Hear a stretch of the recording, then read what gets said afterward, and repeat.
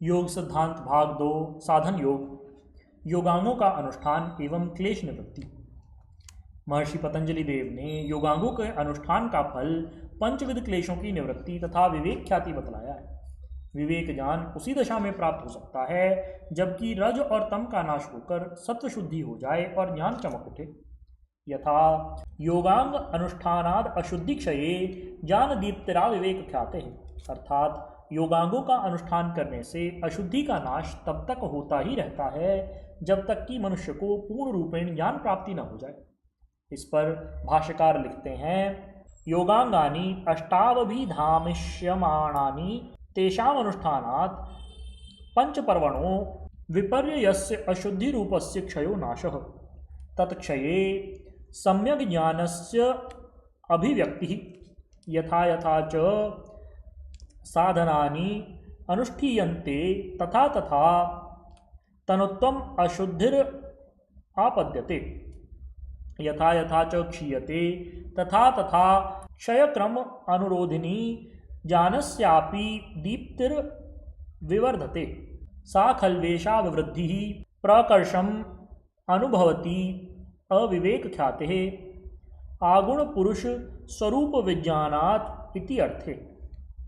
योग के 8 अंग हैं, उनको अभ्यास में लाने से पंचपर्वा विद्या जनित अशुद्धि का नाश होता है और अविद्या के नाश हो जाने पर सम्यक ज्ञान की अभिव्यक्ति होती है। जैसे जैसे मनुष्य साधनों का अनुष्ठान करता है वैसे वैसे अशुद्धि क्षीण होती चली जाती है और जैसे जैसे अविद्या जनित अशुद्धि क्षीण होती चली जाती है वैसे वैसे क्षय क्रमानुरोधिनी ज्ञान दीप्ति बढ़ती चली जाती है। जितना जितना अशुद्धि का नाश होता है उतना ही विवेक ज्ञान बढ़ता जाता है। गुणों से लेकर आत्मदर्शन तक इस विवेक ज्ञान की वृद्धि होती ही चली जाती है।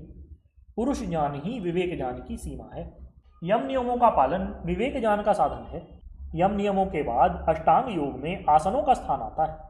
आसनों के विषय में लोगों की धारणा है कि ये सब केवल शरीर शुद्धि के ही कारणभूत हैं, किंतु बात ऐसी नहीं है। शारीरिक आरोग्यता प्राप्त कराना तो आसनों का फल है ही, साथ ही उनसे साधन के मानस स्वास्थ्य को भी पूरा पूरा लाभ पहुंचता है।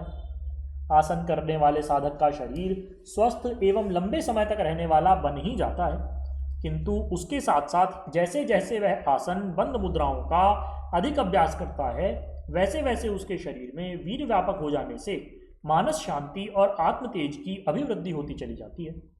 हमारे आचार्यों ने आसनों का वर्णन करते हुए उनके फलादेश में पारमार्थिक लाभ का भी बहुत बड़ा परिचय दिया है। देखिए, सिद्धासन का फल योगी आत्माराम ने हठयोग प्रदीपिका में इस प्रकार लिख दिया है। चतुर्शीति पीठेषु सिद्धमेव सदाभ्यसेत द्वासप्तति सहस्राणाम नाड़ीनाम मलशोधनम आत्मध्यायी मिताहारी यावत् 12 वत्सरम सदा सिद्धासनाभ्यासात योगी निष्पत्तिमाप्नुयात्। 84 आसनों में से सिद्धासन के अभ्यास को ही प्रमुखतः करना चाहिए, जो 72,000 नाड़ियों के मल का शोधन करने वाला है। इस आसन का बराबर सेवन करते रहने से मनुष्य 12 वर्षों में सिद्धि को पा जाता है। इसी प्रकार पद्मासन का फल देखिए। पद्मासने स्थितो योगी नाड़ी द्वारेण पूरतम मारुतम धारयेद्यस्तु स मुक्तो नात्र संशय। पद्मासन में बैठकर जो योगी प्राणायाम करता है उसकी मुक्ति में कोई शंका ही नहीं। पश्चिमोत्तान का फल सुनिए। इति पश्चिमोत्तानम आसनाग्र्यम पवनम पश्चिम वाहिनम करोति उदयम जठरानलस्य कुर्यादुदरे काश्यम अरोगताम च पुंसाम। पश्चिमोत्तान आसन प्राणवायु को पश्चिम वाही करता है, अर्थात सुषुम्ना में पहुंचाता है और जठराग्नि को बढ़ाता है। उदर के मध्य में कृष्टा लाता है और बल देकर शरीर को आरोग्य प्रदान करता है। इसी प्रकार शीर्षासन का फल सुनिए।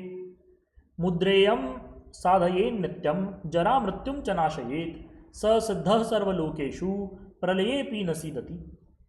शीर्षासन को विपरीत करणी मुद्रा कहा गया है। इसके अभ्यास में मनुष्य को अधः शिरोर्धपाद होना पड़ता है।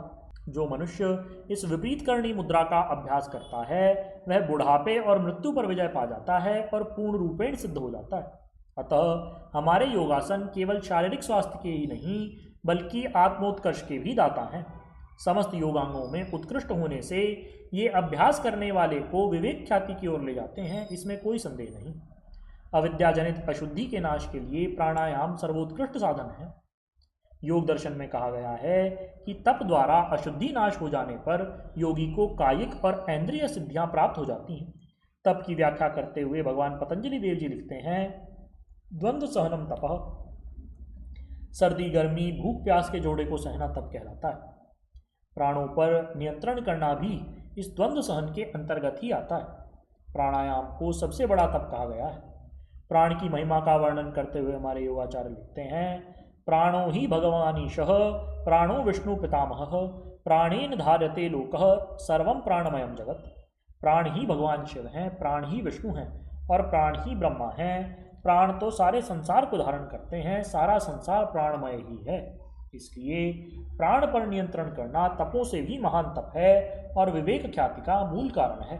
अविद्याजनित क्लेशों की निवृत्ति के लिए प्राणायाम एक अनुपम साधन है। महाराज मनु अपनी मनुस्मृति में लिखते हैं, दय्यन्ते ध्यायमानानां धातूनां यथा मलः तथैन्द्रियाणां दय्यन्ते मला प्राणस्य निग्रहात्। जैसे सोना चांदी आदि धातुओं के मल तपाने से जल जाया करते हैं, इसी प्रकार प्राणों पर नियंत्रण करने से इंद्रियों के मल जल जाते हैं। बोलिए श्री सद्गुरुदेव भगवान की जय। परम प्रभु श्री रामलाल जी महाराज की जय। योगिराज अनंत स्वामी श्री चंद्रमोहन जी महाराज की जय। योगिराज श्री देवेंद्र जी ब्रह्मचारी की जय। श्री सदाशिव भगवान की जय। श्री वृंदावन बिहारी लाल की जय। शंकर भगवान की जय। हर हर महादेव।